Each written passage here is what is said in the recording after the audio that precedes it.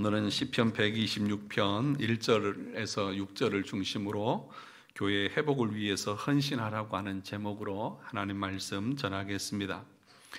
시편 126편을 한마디로 말하면 교회론에 관한 내용입니다. 다시 말하면 공동체를 세우는 이야기라는 것입니다. 이 말은 성경을 읽을 때 공동체적으로 읽어야 한다는 의미이기도 합니다.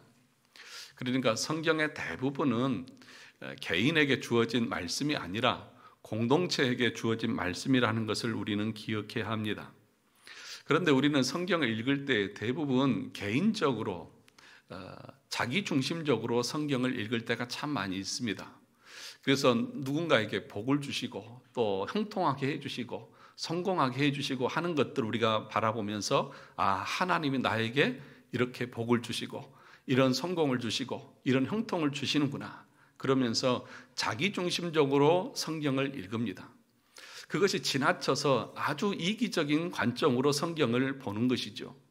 그런데 여러분, 성경의 대부분은 우리 개인을 향해서 주시는 말씀이기도 하지만 더 중요한 것은 공동체를 향해서 주시는 말씀이라고 하는 이 공동체성을 여러분들이 놓쳐서는 안 됩니다. 만약에 그 공동체성을 놓쳐버리면 성경의 해석에 오류가 생기게 되어지고 잘못된 적용이 우리 가운데 있어져서 하나님의 뜻을 우리가 올바로 깨닫는 것이 아니라 자기 중심적으로 아전인수격으로 성경을 해석해서 성경과는 다른 하나님의 뜻과는 다른 결정을 내리게 된다는 것입니다. 한번 생각해 보십시오. 모세오경은 누구를 향해서 쓰인 책입니까? 1차적으로는 이스라엘 백성들, 그 이스라엘 공동체에게 주어진 말씀 아닙니까? 또 바울이 쓴 많은 서신서들을 보십시오. 그 서신들은 어디에 보낸 서신입니까? 개인에게 준 것입니까? 교회에 보낸 서신입니다.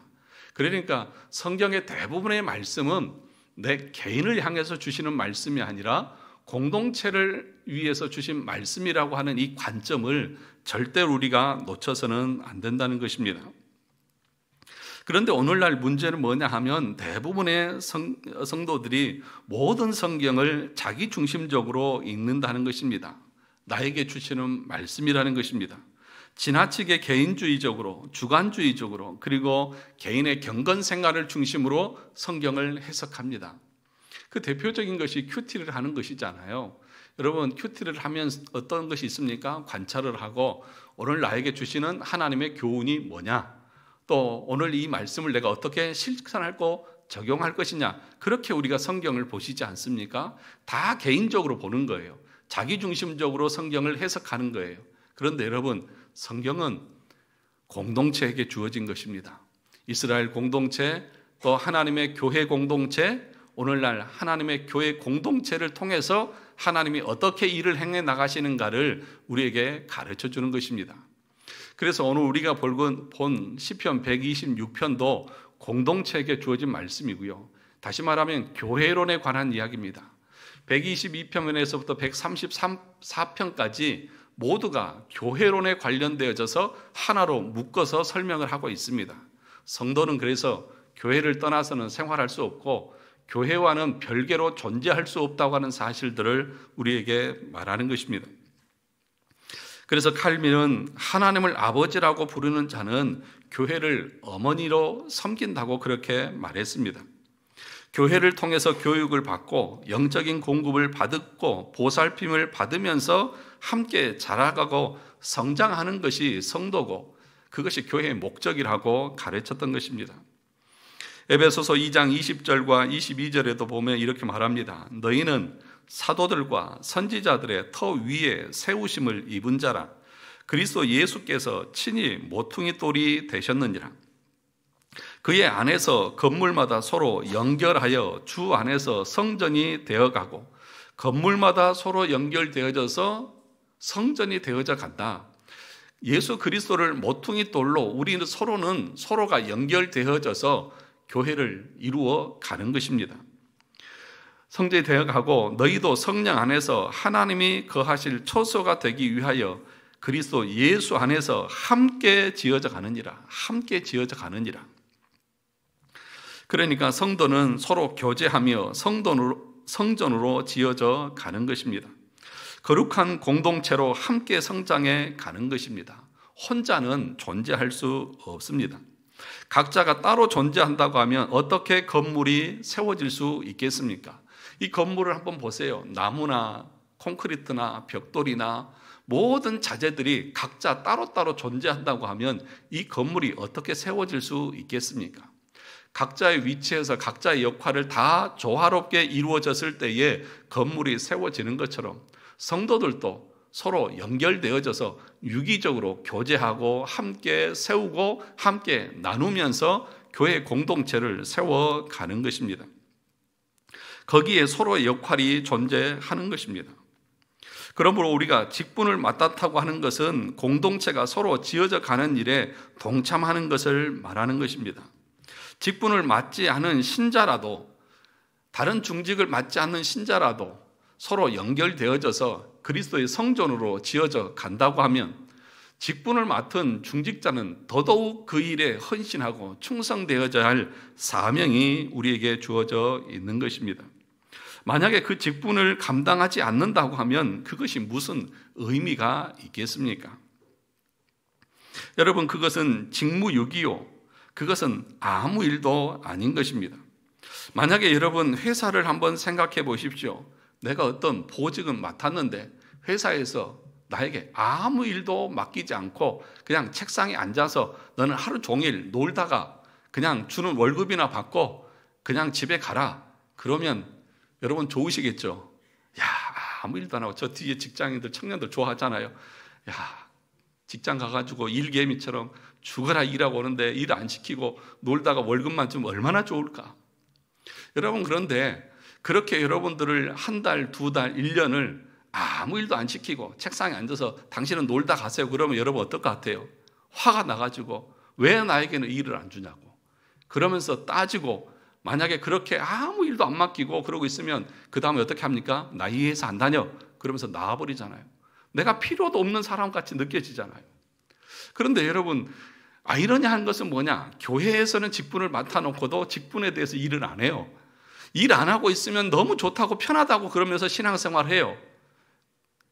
얼마나 어이가 없는 거냐는 거죠. 오히려 그 직분을 맡았으면 그 직분에 걸맞게 자기가 할 일을 찾아서 시키지 않아도 교회를 섬기고 봉사하고 하는 것이 당연한 모습 아니냐 하는 것이죠. 여러분, 이 세상에서 가장 무서운 곳이 어디고 가장 영광스러운 곳이 어디인 줄 아십니까? 제가 언젠가 얘기했던 것 같은데 이 세상에서 가장 위험한 곳, 제가 서 있는 바로 이 강단입니다. 가장 영광스러운 것도 제가 서 있는 이 강단입니다. 왜 그렇습니까?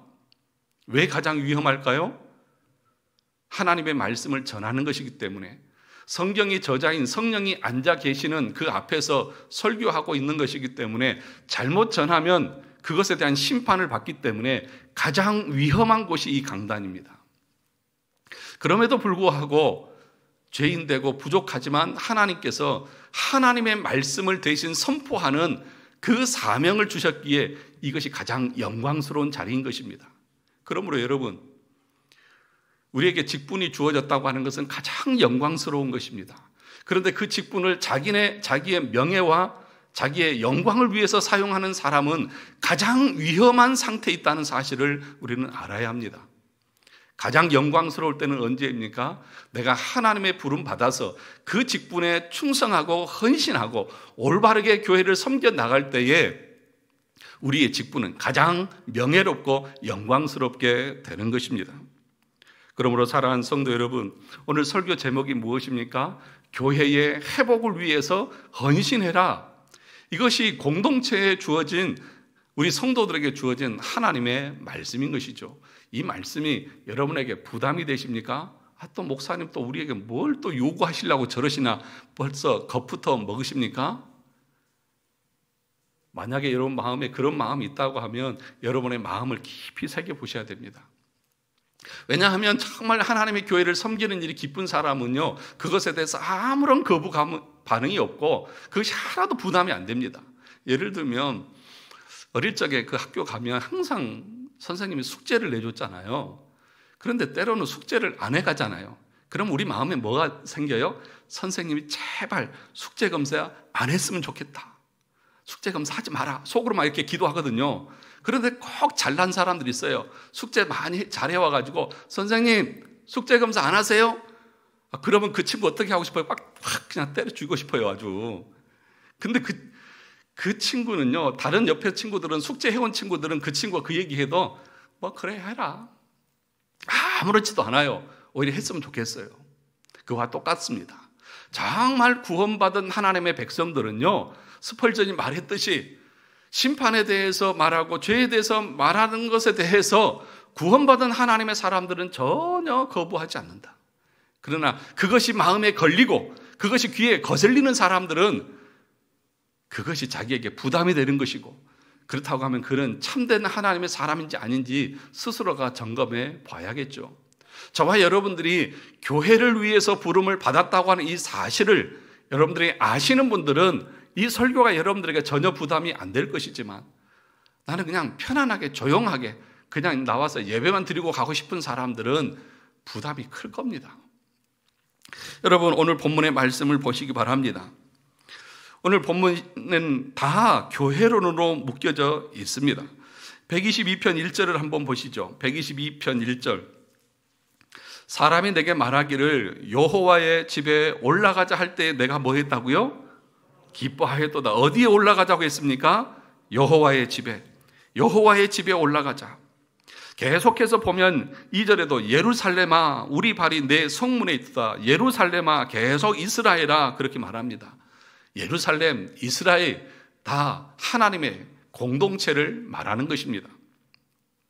그러니까 예루살렘, 하나님의 집 이런 표현들은 이 구약적인 표현들이고, 그거는 예배고 제사와 절기 뭐 이런 것들을 설명할 때에 우리가 항상 구약 성경을 읽을 때는 어떻게 읽어야 되냐면 신약적인 관점으로 해석을 해서 여러분들이 읽어야 하는 것입니다. 그래서 구약에서 성전이나 제사 명령이 나왔을 때에 신약적인 관점으로 읽어야 합니다. 예를 들면 애굽에서 해방된 것은 뭘 의미하죠? 죄에서 해방된 것을 의미하지 않습니까? 우리가 언제 애굽에 종살이 했습니까? 그러면 바벨론에서 포로가 되어진 것은 뭘 얘기하죠? 똑같은 얘기죠. 그런데 여러분들이 언제 바벨론의 포로로 잡혀갔습니까? 그건 뭘 의미하는 것입니까? 우리를 그 죄의 속박과 제약 가운데서 해방시켜 주시는 것들을 의미하지 않습니까? 그러면 왜 우리를 하나님께서 애굽에서 해방시켜 주시고 바벨론의 포로 생활에서 다시 돌아가게 해 주시느냐? 왜 우리를 구원해 주시느냐? 그 목적을 우리가 알아야 한다는 것입니다. 오늘 본문 126편 1절을 보시죠. 여호와께서 시온의 포로를 돌려 보내실 때에 우리는 꿈꾸는 것 같았도다. 바벨론에서 예루살렘으로 돌아가라고 하는 귀한 명령을 받고 있는 것입니다. 그런데 이 귀한 명령을 주님이 하시는 목적이 뭐냐 하면 이스라엘 백성들에게 그 예루살렘에 돌아가서 하나님의 교회와 예배와 절기를 회복하라고 하는 그 사명을 맡기면서 회복을 시키고 보내시는 것입니다. 그러니까 예루살렘으로 돌아가라고 하는 것은 바로 하나님이 정하신 예배의 처소로 돌아가라고 하는 그런 의미인 것입니다. 예루살렘에만 거기에 성전이 있었고 거기에 제단이 있었기 때문에 거기서만 제사를 드려야만 하는 것이 구약적 예배의 명령이었기 때문입니다. 구약의 예배는 어디서 드려야 한다고요? 예루살렘에서요. 하나님이 그 초소를 정하셨기 때문입니다. 그래서 이것은 뭘 의미하느냐 하면 예배라고 하는 것은 내가 드리고 싶은 방식으로 아무렇게나 드리는 것이 아니라 예배의 장소가 있고 예배의 법칙이 있고 순서가 있고 그 예배의 모든 규정들이 성경에 다 나와 있고 그 규정대로 드리는 예배를 하나님이 받으신다고 하는 것들을 의미하는 것입니다. 예배는 우리가 원하는 대로 드리는 것이 아닙니다. 그래서 예배에 규정적 원리가 있다고 말합니다. 제한적 원리가 있고 명령적 원리가 있다고 하는 것을 꼭 명심해야 합니다. 하나님은 영이시기 때문에 아무렇게나 예배를 드린다고 해서 하나님은 예배를 받지 않습니다. 만약에 우리 마음대로 예배를 드린다고 하면 아마도 우리 가운데 우상적인 그런 예배가 판을 치게 될 것입니다. 왜냐하면 인간은 본능적으로 신을 보고 싶어 하고 만지고 싶어 하고 느끼고 싶어 하는 것이 우리 인간의 본능인 거죠. 그래서 여러분, 불교나 힌두교나 이슬람이나 다른 종교를 보시면 전부 다 어떻게 합니까? 형상을 만들어 놓습니다. 입구에라든지 아니면 그 안에라든지 또는 그림으로라든지 여러 가지 형상들을 만들어 놓습니다. 왜 그렇습니까? 사람의 본능이 신이라고 하는 것을 자기가 보고 싶거든요. 느끼고 싶고 만지고 싶어서 그런 것이죠. 로마 카톨릭만 봐도 이 성당에 가면은 뭐가 있습니까? 마리아 상이 있고 또는 베드로 상이 있고 또 여러 그림들이 있으면서 아주 우아하고 찬란하고 멋있게 해놔서 사람들의 그 어떤 종교심들을 유발시키려고 하는 그런 모습들을 우리가 봅니다. 그런데 성경은 뭐라고 말하느냐? 그것은 거짓된 예배고 하나님은 그렇게 예배를 받으시는 분이 아니라는 것입니다. 우리 개혁교회만이, 장로교회만이 그런 그림이나 조각이나 형상들을 만들어 놓지 않습니다. 왜냐하면 하나님은 영이시기 때문에 눈으로 보거나 만지는 방식으로 하나님을 예배할 수 없습니다. 여러분, 하나님 보신 분, 하나님 만져보신 분 아무도 없으시죠? 하나님이 어떻게 생긴지 여러분 아십니까? 꼭 그 앞이 안 보이신 분이 코끼리 뒷다리 만져보고 아, 코끼리는 이렇게 딱딱하고 거칠고 뭔가 이렇게 이런 모습이구나. 여러분, 그게 코끼리입니까? 아니잖아요. 그러니까 여러분, 이 계명, 10계명 중에 이 계명을 아시죠? 이렇게 말했지 않습니까? 너를 위하여 새긴 우상을 만들지 말고 또 위로 하늘에 있는 것이나 아래로 땅에 있는 것이나 땅 아래 물속에 있는 것에 어떤 형상도 만들지 말며 그것들에게 절하지 말며 그것들을 섬기지 말라. 이게 10계명 중에 2계명인데 이 계명은 뭘 말하냐 하면 다른 무슨 뭐 불상이나 뭐 이런 것에 절하고 만들지 말라 이 얘기가 아니에요. 무슨 얘기냐 하면 하나님을, 여호와를 너희들이 상상하고 생각한 그런 형상으로 만들어서 섬기지 말라는 거예요. 출애굽기에 보면 이스라엘 백성들이 금송아지를 만들어서 뭐라고 했습니까?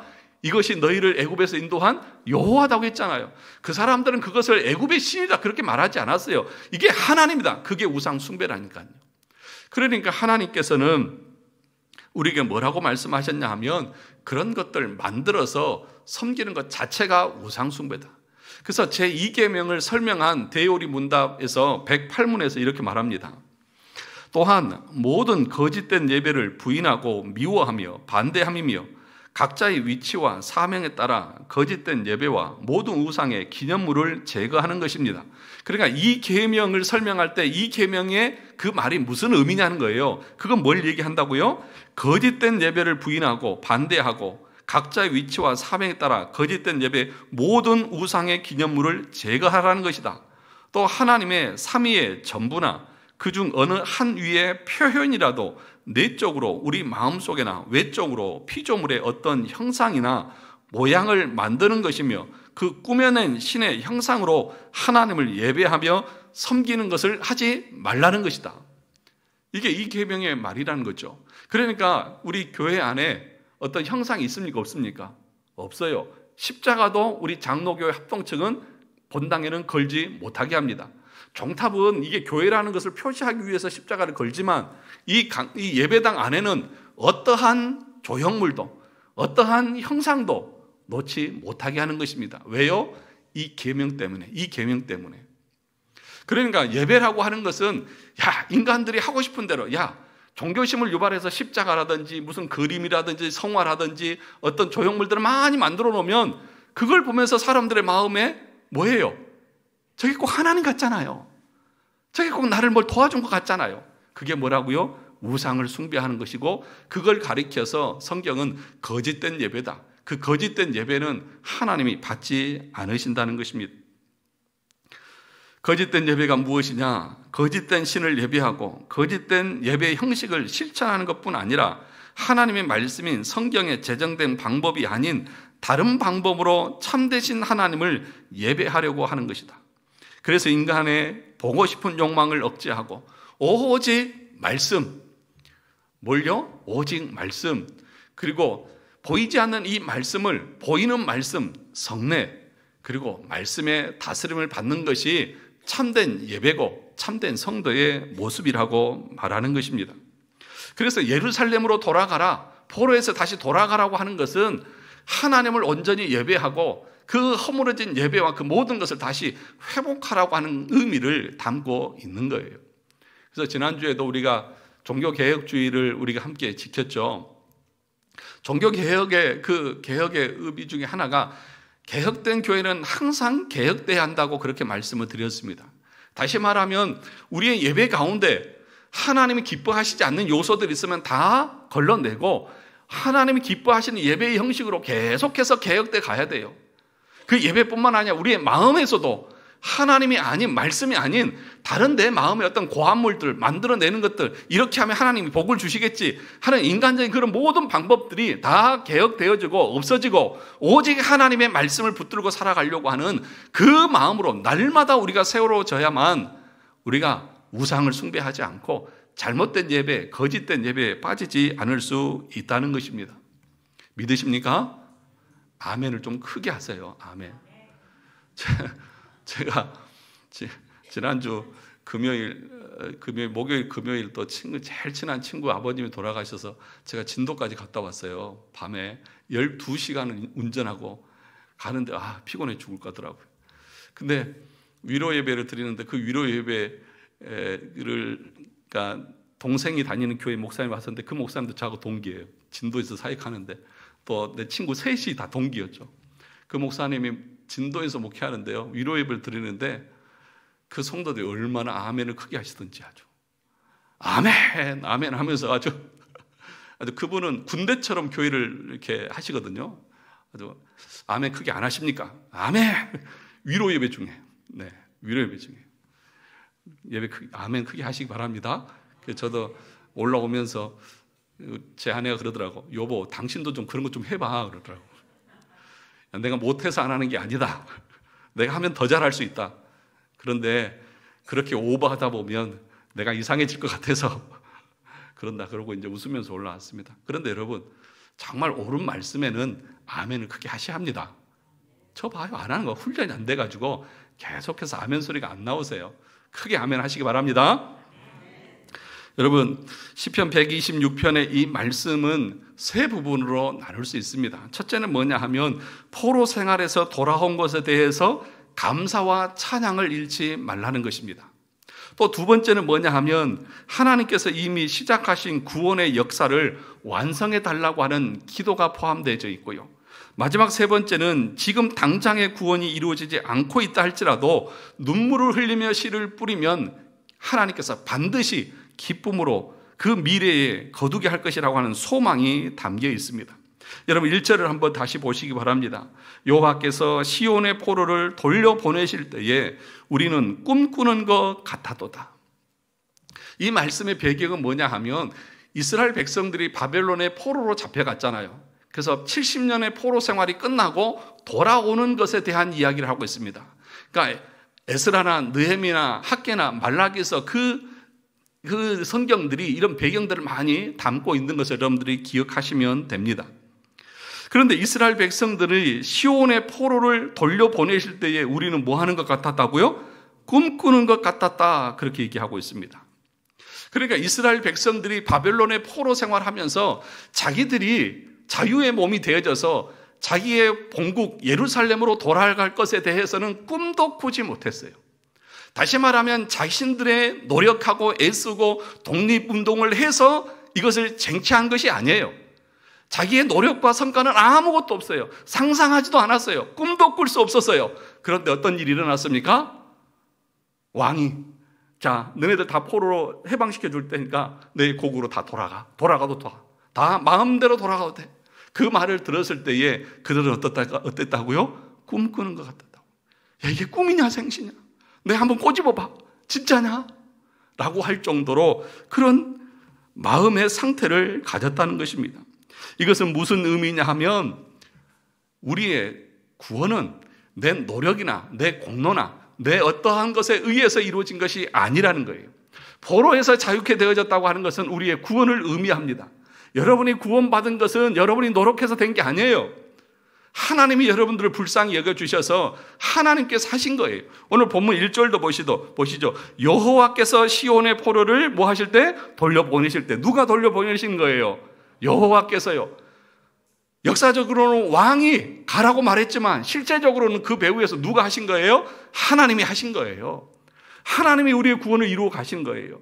물론 목사가 설교를 하게 하고 여러분들 이 자리에서 설교를 듣지만 그 모든 것의 역사는 누가 이루시는 거예요? 하나님이 이루시는 거라고요. 그런데 여러분, 기적 중에 기적이 뭐냐? 뭐라고요? 저와 여러분들이 예수 그리스도를 믿은 거예요. 그러니까 이것에 대해서 상상할 수도 없는 일이 일어났다. 이것은 꿈과도 같은 일이다. 도저히 우리의 노력이나 우리의 어떠한 것으로는 상상할 수 없는 일이 일어났다. 그 얘기를 지금 하고 있는 거예요. 그러면서 이 말 속에는 어떤 의미도 포함되어 있냐면 너희가 꿈에도 꿀 수 없는 로또 당첨보다도 더 놀라운 기적을 너희들이 입었고 은혜를 입었다고 하면 너희에게 베푸신 그 하나님에 대해서 망령되이 행해야 되겠느냐? 그럴 수 있습니까? 없습니까? 없잖아요. 정말 내가 꿈에도 상상할 수 없는 은혜를 누군가가 나에게 베풀어 주었다고 하면 그걸 잊을 수 있습니까? 잊을 수 없는 것입니다. 그런데 우리는 어떻습니까? 나에게 베풀어 주신 그 구원의 은총에 대해서 너무 쉽게 잊어버립니다. 너무 쉽게 잊어버려요. 그래서 그것에 대한 가치와 감격이 없어요. 오늘 2절에는 뭐라고 말합니까? 그때의 우리 입에는 무엇이 있어요? 웃음이 가득하고 우리의 혀에는 찬양이 찼도다. 그때 문 나라 가운데서 말하기를 여호와께서 그들을 위하여 무슨 일을? 큰 일을 행하셨다. 아주 큰 일을 행하셨다. 대사를 행하셨다. 아주 상상할 수 없는 큰 일을 행하셨다. 그것이 뭐라고요? 하나님께서 예수 그리스도를 이 땅에 보내서 우리를 구원하신 사건이라고요. 이것이 기적 중에 기적이고 이것 때문에 우리의 입에는 뭐가 있어요? 우리의 혀에는 찬양이 끊이지 않고 우리의 얼굴에는 웃음이 그치지 않고 그 감격, 그 기쁨을 이런 식으로 표현하고 있는 거예요. 근데 지금 여기 얼굴에 보니까 얼굴이 죽을 상이에요. 아주 막 웃음과 감격과 찬양과 노래가 있는 것이 아니라 아이고 이러고 있는 표현들이잖아요. 여러분 마음 가운데 구원의 감격들이 회복될 수 있기를 주님의 이름으로 축원합니다. 여러분에게 하나님께서 은혜를 베푸셔서 자유케 하시고 죄의 속박에서 건져주신 것이 그렇게 가치 없는 것이 아니라는 거예요. 여러분들이 평생 웃으면서 찬양해도 부족할 그럴 일이라는 것입니다. 그래서 여러분 이 바빙크라고 하는 칼빈의 3대 신학자가 있습니다. 헤르만 바빙크라고 하는 사람은 우리 평신도를 위한 조직 신학책을 써서 그 책 이름을 뭐라고 지었냐면 하나님의 큰 일이라고 썼어요. 하나님의 큰 일. 우리 청년들은 꼭 사서 보세요. 네. 크게 아멘을 우리 회장님이 하나님의 큰 일. 이게 하나님의 대사를 행하셨다. 놀라운 일을 행하셨다. 우리는 그 일을 생각할 때 꿈꾸는 것 같다. 정말 우리 입에서는 웃음이 끄지지를 않고 우리 입술에서는 찬양이 멈추질 않는다. 그 정도로 놀라운 역사를 하나님께서 우리에게 베풀어 주셨는데 그게 뭐라고요? 우리가 구원받은 것이라고요. 이런 감격과 이런 기쁨이 여러분 가운데 있기를 주님의 이름으로 축원합니다. 그러면 예루살렘으로 돌아가라고 말했느냐? 왜냐하면 그곳에 예배의 초소가 있기 때문에. 예배의 초소가 있어서 그 하나님의 교회를 회복시키라고, 그 절기를 회복시키라고, 하나님의 성전을 회복시키라고 이 포로들을 지금 돌려보내고 있다는 것입니다. 우리 성경 한 구절만 보겠습니다. 에스라 1장입니다.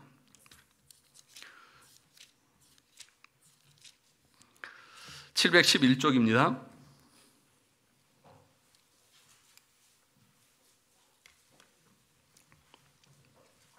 구약성경 711쪽 에스라 1장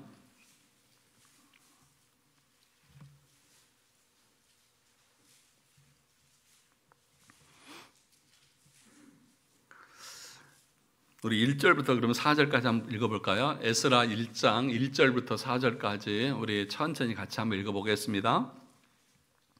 시작. 바사왕 고레스 원년에 여호와께서 예레미야 입을 통해 하신 말씀을 이루게 하시려고 바사왕 고레스의 마음을 감동시키심에 그가 온 나라에 공포도 하고 조소도 내려 이르되 바사왕 고레스는 말하노니 하늘의 하나님 여호와께서 세상 모든 나라를 내게 주셨고 나에게 명령하사 유다 예루살렘에 성전을 건축하라 하셨나니 이스라엘의 하나님은 참 신이시라.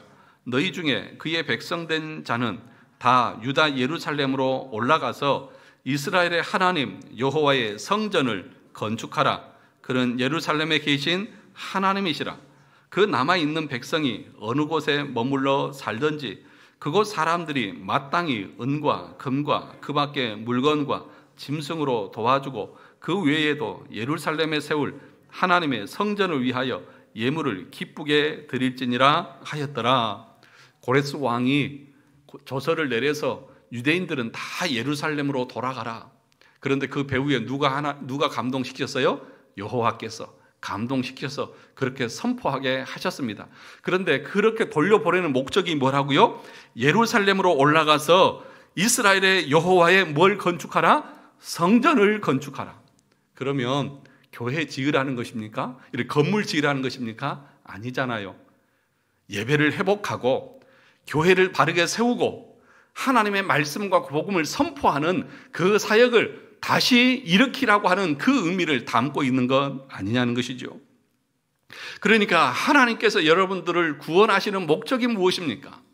단지 나만 예수 믿고 천국 가고 예수 잘 믿어서 이 땅에서 복 받고 잘 먹고 잘 살라고 하나님이 나를 부르신 것입니까? 나를 그 죄악 가운데서 이렇게 사망에서 생명으로 보내신 것입니까? 아니라는 것이죠. 하나님께서 우리를 부르신 목적, 건지신 목적은 분명합니다. 뭐예요?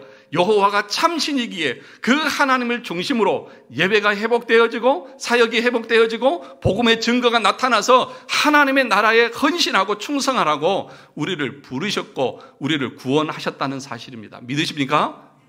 크게 아멘 하시라니까요. 이게 와든 얘기인데 왜 아멘은 안 하십니까? 그런데 분명하게 성경은 분명하게 말하잖아요. 예루살렘으로 돌아가라. 근데 그 목적이 뭐냐? 여호와의 성전을 회복하라고요. 다시 지으라고요. 그 얘기를 하고 있지 않습니까? 그러니까 지금 여러분들이 이 구약의 말씀을 단순히 구약적인 것처럼 교회 지으라는 것인가 이렇게 이해하면 안 되고요. 교회가 교회되게 하고 교회가 성도들을 통해서 건강하게 세워지고 부족한 것이 다시 메꿔지고 그리고 하나님의 복음이 땅끝까지 증거되어지는 이 사명을 감당하라고 지금 하나님께서 우리를 부르셨다는 것입니다. 우리의 구원의 목적은 그래서 가시적인 공동체인 교회를 세우라는 것입니다. 모든 성도들이 함께 그리스도의 몸된 교회를 세우라는 것입니다. 이 일을 위해서 서로 협력하라는 것입니다. 나만 잘 먹고 잘 살라는 것이 아닙니다. 교회의 신부로서 하나님의 몸된 교회를 건강하고 올바르게 세워가고 이 땅의 복음을 통해서 많은 생명들을 구원하는 그 사명을 감당하라고 우리를 부르셨다는 것입니다. 이 사역들 우리 모두가 잘 감당할 수 있기를 바랍니다. 교회를 세우는 것이 무엇입니까? 복음을 전하고 생명을 살리고 죽어가는 영혼들을 구원하는 것이 우리의 사명이지 않습니까? 그래서 여러분 다시 시편 126편으로 돌아오 보시면 이렇게 말합니다. 4절을 보시죠. 4절을 같이 보겠습니다. 시작. 여호와여 우리의 포로를 남방 시내들 같이 돌려 보내소서. 여호와여 우리의 포로를 남방 시내들 같이 돌려 보내소서. 고레스 왕이 돌아가라고 했을 때에도 실제적으로 돌아간 사람들을 얼마 안 되었습니다. 여러분 바벨론에서 70년을 정착하고 살았다고 생각해 보세요. 그렇죠? 이제는 터전이 안정이 되어져 있어요. 이제 다 모든 것이 다 갖추어져 있어요. 자기의 삶의 터전이 거기 있어요. 그런데 예루살렘에 돌아가면 아무것도 없어요. 다시 시작해야 돼요. 그리고 광야 길을 걸어가야 돼요. 그 여행길이 쉽지 않아요. 그런 여러 가지 이유 때문에 실제적으로 돌아온 사람들은 많지 않았습니다. 그런데 뭐라고 말합니까? 돌아온 사람들이 여호와여 우리의 포로를 뭐같이? 남방 시내들 같이 돌려 보내주시옵소서. 그 남은 자들도 다시 돌아올 수 있도록, 다시 구원받을 수 있도록, 다시 예수 안에 돌아올 수 있도록 하나님 그들도 구원해 주옵소서라고 그렇게 기도하고 있는 거예요. 그러니까 하나님의 교회가 해야 될 일이 뭔 거예요? 나는 예수 믿고 나는 이제 천국 가니까 이제 뭐 이렇게 살다가 천국 가면 되지, 이렇게 생각하면 돼요? 안 돼요? 안 되죠. 아직 구원받지 못하고 아직 돌아오지 못한 포로들, 죄에 포로되어져 있고 어둠에 포로되어져 있는 사람들을 구원하기 위해서 하나님 앞에 부르짖고 구하고 간구하고 애쓰는 그 열심들이 있어야죠. 그 일이 전도하는 거 아닙니까? 그것이 우리가 세상에 빛이고 소금이라고 하는 것 아니겠습니까? 여러분, 우리는 빛이에요. 또 아멘 안 하신다.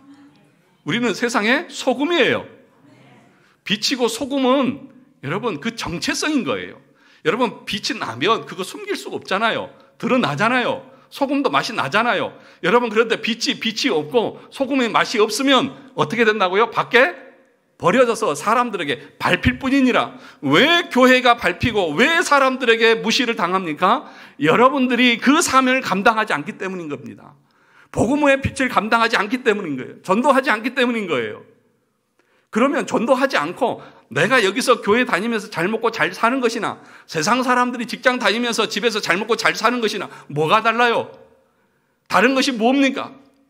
여러분은 빛이고 그들은 어둠인데, 그럼 빛이면 빛으로서 역할을 내야 되잖아요. 그 빛을 비추는 게 뭐예요? 복음을 전하는 거잖아요. 사람들을 전도하고 돌아오게 하는 것이 우리의 사명이잖아요. 그걸 안 하려고 하면, 그거 아니면 왜 내가 너를 건졌고 내가 왜 너를 구원했겠니? 차라리 포로로 뒀지. 포로에서 건져서 예루살렘에 돌아가게 하신 이유가 목적이 뭐예요? 성전을 건축하라는 거잖아요. 다시 예배를 회복하고 하나님의 나라를 이루라는 거잖아요. 그것이 우리의 구원의 목적이라니까요.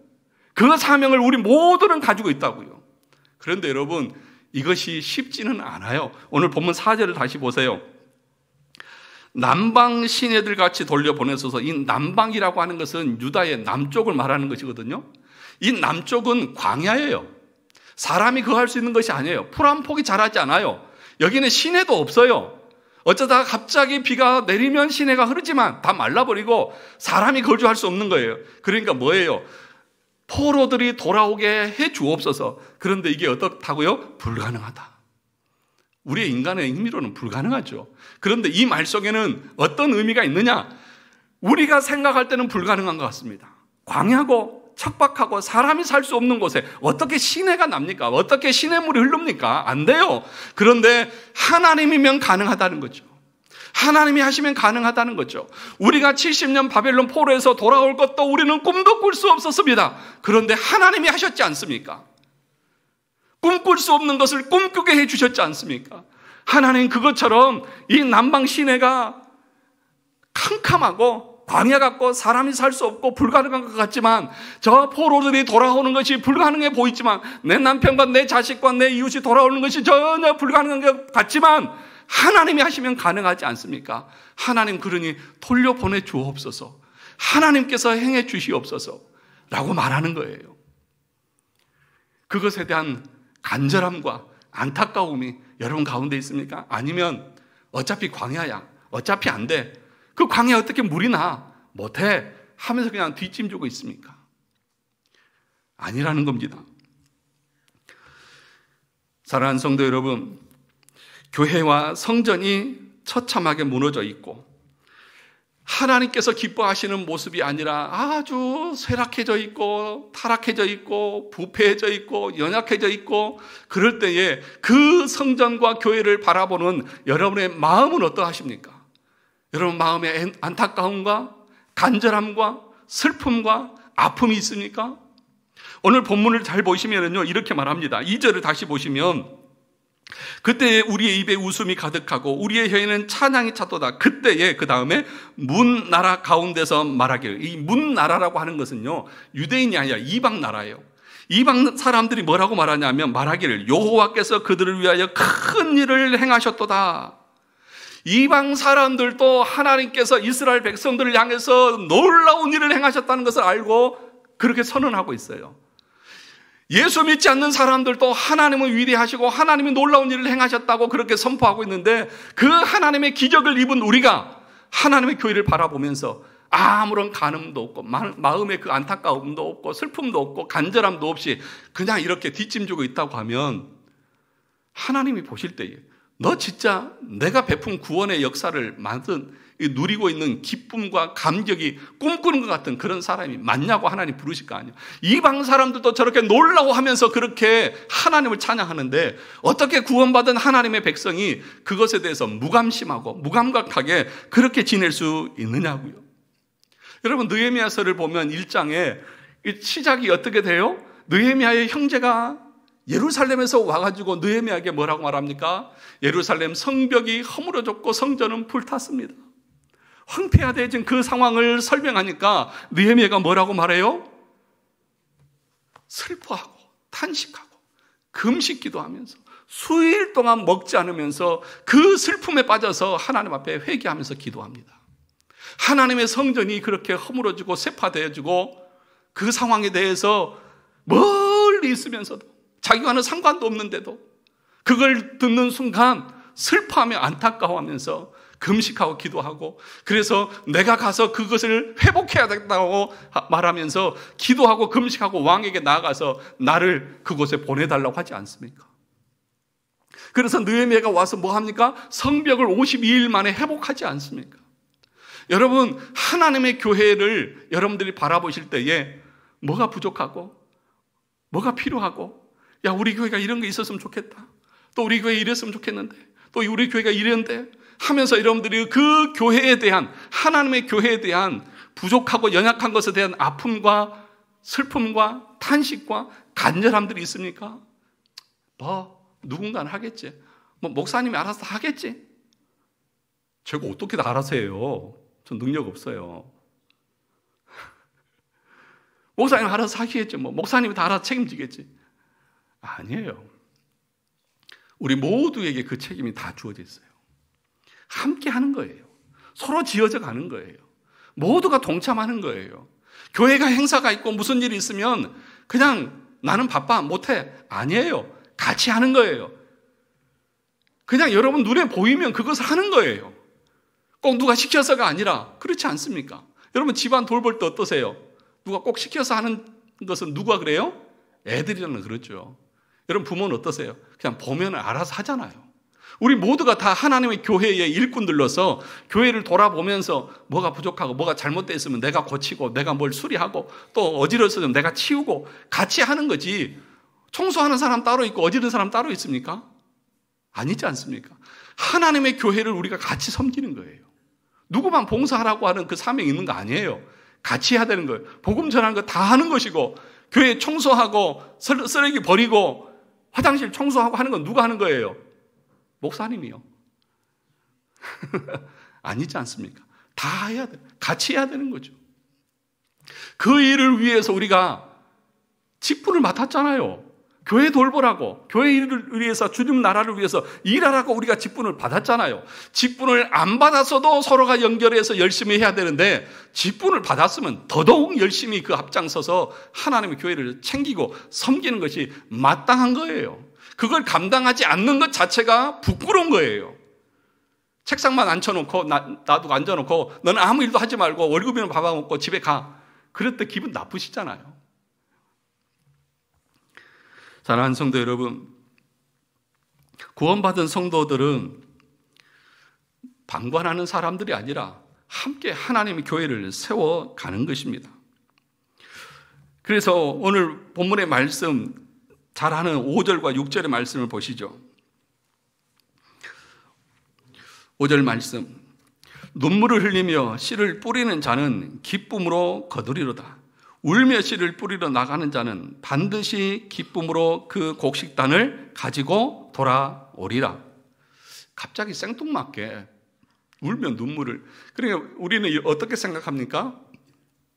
내가 열심히 눈물 흘리면서 애를 쓰면 하나님께서 나에게 복을 주실 것이다, 그러니까 열심히 하자, 그렇게 이해하십니까? 아니에요. 이 말씀도 무엇과 관련된 거예요? 공동체와 관련된 말씀이에요. 공동체와 관련된 말씀. 그러니까 우리는 다 자기 중심으로 성경을 해석해요. 왜 이런 말씀이 들려졌을까요? 교회가 망가져도 그냥 내버려 두는 것입니다. 아무도 신경 쓰지 않은 것입니다. 교회가 어떻게 돌아가는지 관심이 없어요. 그들을 향해서 하나님께서 책망하시면서 또 다른 소망을 주시는 말씀인 거예요.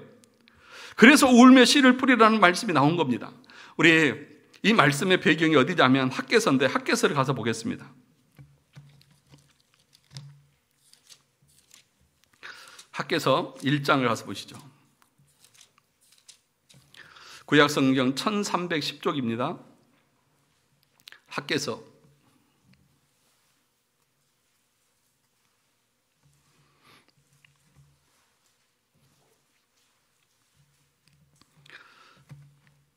학개서 1장 2절입니다. 이스라엘 백성들이 포로 생활에서 돌아가서 성전을 건축하려고 했지만 건축이 바로 됐나요? 안 됐어요.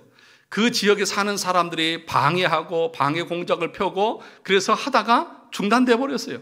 그리고 약 16년이라고 하는 세월이 흘렀어요. 그런데도 그 사람들은 교회의 터가 거미줄이 치고 잡초가 무성한데도 그냥 자기들만 잘 먹고 잘 사는 거예요. 그것에 대해서 학개 선지자가 지금 하고 있는 말입니다. 1장 2절을 보겠습니다. 학개서 1장 2절. 만군의 여호와가 이같이 말하여 이르노라. 이 백성이 말하기를 여호와의 전을 건축하시기가 뭐했다? 이르지 아니했다느니라. 목사님, 뭐 그렇게 교회 세우려고 이렇게 애쓰고 그러십니까? 아이고, 그렇게 안 해도 돼요. 그러고 있는 거예요. 5절을 같이 한번 보겠습니다. 4절을 같이 보겠습니다. 이 성전이 황폐하였거늘 너희가 이때에 뭐한 집에? 판벽한 집에 거하는 것이 옳으냐. 이 판벽한 집이라고 하는 것은 판잣집이 아니라 아주 대궐 같은 궁궐집에 사는 걸 말하는 거예요. 그러니까 하나님의 교회는 다 쓰러져서 거무줄을 치고 잡초가 무성하고 무너져 있는데 그 교회를 다시 회복하고 성전을 다시 재건하려고 하니까 사람들이, 유대인들이 뭐라고 그러냐, 아직 할 때가 아니다는 거죠. 그러면서도 자기들은 어떻게 살아요? 아주 좋은 평수의 아파트에서 아주 좋은 집에 살면서 하나님의 교회는 무너지든지 쓰러지든지 거미줄이 치든지 상관하지 않고 있다는 겁니다. 5절을 보시죠. 그러므로 이제 만군의 여호와가 이같이 말하노니 너희는 너희의 행위를 살필지니라. 지금 너가 말하고 지금 행하는 것이 옳은지, 네 신앙생활이 그게 맞는지 한번 돌아보라는 것입니다. 그러면서 6절에서 뭐라고 말합니까? 너희가 많이 뿌릴지라도 수확이 어때요? 적으며 먹을지라도 배부르지 못하며 마실지라도 흡족하지 못하며 입어도 따뜻하지 못하며 일꾼이 싹쓸 받아도 그것을 구멍 뚫린 전대에 넣음이 되느니라. 그러니까 너희들이 하나님의 전에 대해서는 무관심하고 너희 일들만 힘써서 해봐라. 뭐가 있는지 내가 다 비를 주지 않고 가뭄을 주고 해충을 보내고 전대 돈주머니 구멍 뚫려서 다 빼가버리고 남는 것이 있다 없다? 없을 것이다. 하나님의 경고의 말씀인 거예요. 너희가 그렇게 애쓰고 수고해도 아무 남는 것이 없는 이유는 너희만 잘 먹고 잘 살려고 하기 때문이다. 하나님의 교회는 어떻게 되든지 방치해두고 너희들만 생각하기 때문이다 라고 말하는 거예요. 그러면서 7절부터 보시죠. 만군의 여호와가 말하노니 너희는 자기의 행위를 살필지니라. 너희는 산에 올라가서 나무를 가져다가 성전을 건축하라. 그리하면 내가 그것으로 말미암아 기뻐하고 또 영광을 얻으리라. 여호와가 말하였느니라. 너희가 많은 것을 바랐으나 도리어 적었고 너희가 그것으로 집으로 가져갔으나 내가 불어버렸느니라. 나 만군의 여호와가 말하노라. 이것이 무슨 까닭이냐. 내 집은 뭐하였으되 황폐하였으되 너희는 각각 자기 집을 짓기 위하여 빨랐음이니라. 그러므로 너희로 말미암아 하늘은 이슬을 그쳤고 땅은 산물을 그쳤으며 내가 이 땅과 산과 곡물과 새 포도주와 기름과 땅의 모든 소산과 사람과 가축과 손으로 수고하는 모든 일에 한죄를 들게 하였느니라. 여러분, 하나님의 교회와 성도들의 삶은 뗄래야 뗄 수 없는 관계에 있습니다. 여러분이 참으로 구원받은 하나님의 백성이라고 하면 여러분이 다니고 섬기는 교회와 분리될 수 없습니다. 교회를 통해서 하나님께서 여러분들에게 복을 주십니다. 에스겔서에 보면 강단에서부터 물이 흘러서 여러분들에게까지 가는 거예요. 이 말씀을 통해서 여러분들이 복을 받고 이 말씀에 순종함으로 여러분의 삶이 복에 임하는 겁니다. 그래서 그들의 삶에 대한 해답으로 시편 126편에서 울며 씨를 뿌리는 자는 반드시 기쁨으로 거둘 것이라고 말하고 있는 거예요. 여러분들이 정말 하나님의 나라를 위해서 애쓰고 수고하고 헌신하고 하나님의 교회를 세우고 복음을 위해서 헌신하고 나갈 때에 하나님은 반드시 여러분의 삶에 복을 주실 것입니다. 믿으십니까? 아멘세요. 하나님이 반드시 기쁨으로 그 단을 거두게 하시는 거예요. 그런데 그 앞선 것이 뭐예요? 먼저 하나님의 교회를 세우라는 거예요. 하나님의 교회와 복음과 예배와 모든 것들을 헌신하면서 함께 세워가라는 거예요. 그걸 통해서 하나님이 너에게 복을 주시겠다. 아멘을 안 하시는 거 봐. 예. 오늘 그 말씀인 거예요. 그러니까 시편 126편은 뭐예요? 교회론인 거예요. 교회를 통해서 하나님께서 복을 주시는 거예요. 앞에 구원받은 자의 그 기쁨을 말하고, 그리고 다시 돌아오기를 위해서 계속 기도하고, 그러면서 하나님의 교회를 위해서 헌신하면서 눈물로 기도하고 나갈 때에 하나님께서 여러분의 자손과 여러분의 사업장과 여러분의 모든 것을 하나님께서 더해 주실 것입니다. 하나님이 하시는 거예요. 하나님이 하시는 거예요. 그래서 그 127편 다음 절을 보십시오. 시편 126편 돌아와서 그 다음 절 127편에서 뭐라고 말합니까? 여호와께서 집을 세우지 아니하시면 세우는 자의 수고가 뭐예요? 헛되며 여호와께서 성을 지키지 아니하시면 바숫굴에 깨어 있음이 헛되도다. 너희가 일찍이 일어나 늦게 누우며 수고의 떡을 먹음이 헛되도다. 왜 그렇게 지금 이게 연결되는 거예요? 126편에 연결되는 거예요. 하나님 없이 교회와 분리되어져서 교회는 상관없이 신앙 공동체는 무시한 채 나만 잘 먹고 잘 살겠다고 하는 사람들, 그래 한번 살아봐라. 내가 이슬을 그치게 하고 한재를 들게 하고 내가 너희들이 수고한 거 다 불어버리고 너희들의 전대에 구멍 뚫어서 다 흘러가게 해버리고 할 것이다. 그러나 눈물을 흘리며 씨를 뿌리며 하나님의 나라와 복음을 위해서 헌신하는 자는 내가 반드시 그 결과를 기쁨으로 얻게 해주겠다. 이 약속, 미래의 소망을 우리에게 주시는 거예요. 교회를 떠나서는, 교회를 제외하고는 무엇도 상상할 수가 없는 것입니다. 사랑하는 성도 여러분, 그러므로 여러분의 남은 인생, 교회의 회복과 교회의 성장과 하나님의 나라를 위해서 헌신하는 우리 모두가 되시기를 주님의 이름으로 축원합니다.